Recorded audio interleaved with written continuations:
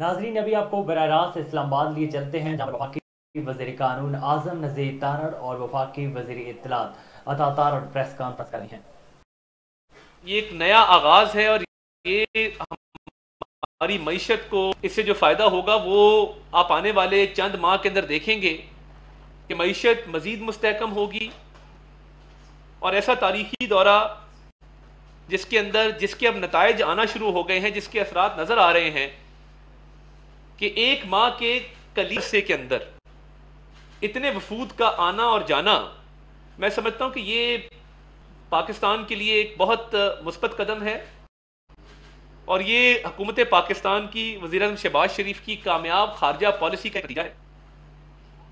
और जो सऊदी कारोबारी शख्सियात का वफ़द आ रहा है, वज़ीर-ए-आज़म साहब की हिदायत पर भरपूर तैयारी की जा रही है।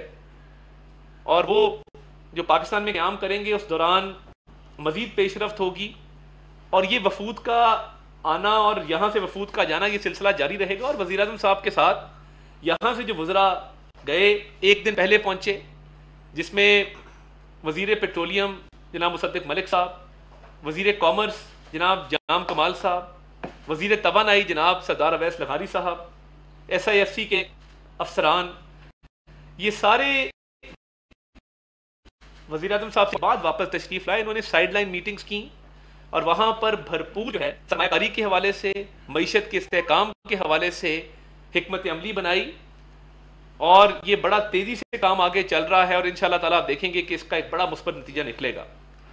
और मैं यहाँ कामयाब फॉरेन पॉलिसी की जहाँ बात की, तो पिछले चंद दिनों में डोमेस्टिकली मैं बात करूँगा, एक सोशल मीडिया पे कैंपेन देखने में आई जिसमें कुछ मीडिया के सेगमेंट्स ने, कुछ इंटेलिजेंसिया, एकेडमिया, उन्होंने ये मुतालबा रखा कि जो ऑनलाइन हरासमेंट है, वो चाहे विमेन हरासमेंट हो, ख़वातीन को हरासा किया जाना हो, वो चाहे पोर्नोग्राफी हो, चाइल्ड पोर्नोग्राफी हो, वो चाहे चाइल्ड राइट्स की प्रोटेक्शन हो, वो चाहे फ्रॉम अब्यूज हो, वो फेक और प्रोपेगेंडा बेस्ड न्यूज़ जो सोशल फ्लोट की जाती है, जिससे लोगों की इज्जतें उछाली जाती हैं, ये कैंपेन देखने में आई। और एक ट्रेंड मेरी नज़र से गुजरा, उसमें कुछ एंकर्स ने भी अपनी वीडियोस पोस्ट की और ये मुतालबा रखा गया कि कोई ना कोई मैकेनिज्म ऐसा होना चाहिए जिसके तहत कोई ऐसी अथॉरिटी हो जो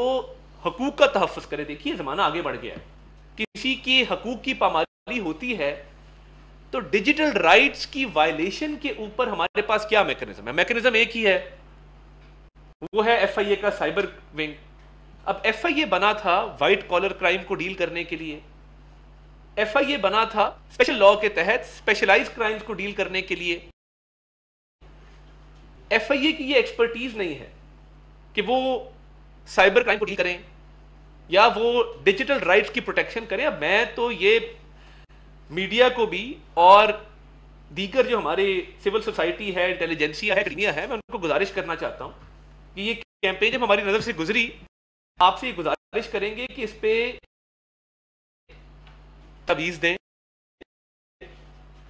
अगर कोई डिजिटल राइट्स की प्रोटेक्शन के लिए कोई काम हुकूमत ने करना है या इस पे आगे बढ़ना है, तो ये अज़हद जरूरी है। क्योंकि देखिए, मईशत को नाकाम होता है किसी भी ऐसे ट्वीट से, किसी भी ऐसी पोस्ट से जिसके जरिए ये कहा जाता है कि जी आज स्टॉक मार्केट खुदा ना खास्ता क्रैश कर जाएगी, जिसे कहा जाता है कि जी आज पाकिस्तान को फलां जो है वो नुकसान होने जा रहा है। हालांकि आप देखें, जब से ये हुकूमत आई है, मैंने तो ब्लूमबर्ग हो, आलमी जो मालियाती जरीदे हैं, उसमें मुस्बत खबरें आई हैं।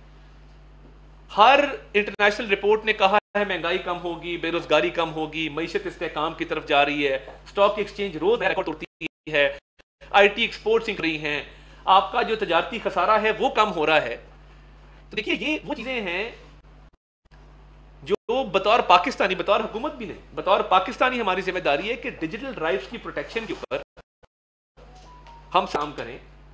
और कम से कम जहां पे स्टेट का नुकसान है, किसी फर्द का नुकसान है, किसी बच्चे का नुकसान है, किसी खातून का आजकल आर्टिफिशियल इंटेलिजेंस है, किसी का किसी और पे लगाते हैं, वीडियो वायरल कर देते हैं, कोई पूछने वाला नहीं है। देखें, इस माशरे में हमारे बच्चों ने जिंदा रहना है, हमारी अगली नस्ल ने परवरिश पानी है, आगे बढ़ना है।